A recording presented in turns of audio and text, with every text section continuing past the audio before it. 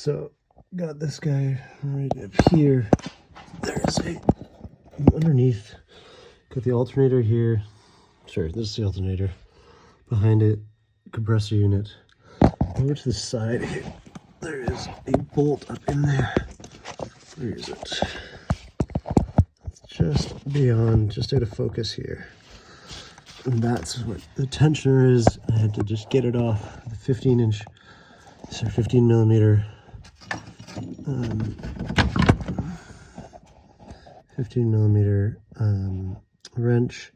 The only way I could do is really get it. You need a long one, but I was able to do it with 9-inch one by going behind here and just pulling it down.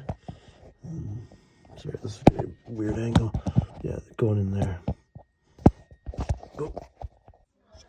You got the alternator here. Obviously, that's the alternator. Got that bolt out, and it's this bolt up top here that cannot get out. As you can see, it is extremely stripped. Now it goes, these bolts, they go all the way back, and the threads are back there. There's no threads up to the front here. I'll actually show you some of the ones that got out previously. I can't show you. Right here, so big long bolts, just the end. As you can see, this one was stuck. I was able to get it out.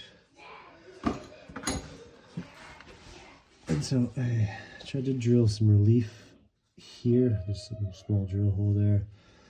Where we need the relief is back in there, and I can't do that without damaging the rollers here. So next up, I can't even get into the top here. It's not enough space to get in up top here to try to do something in the back there to relieve it. Any suggestions?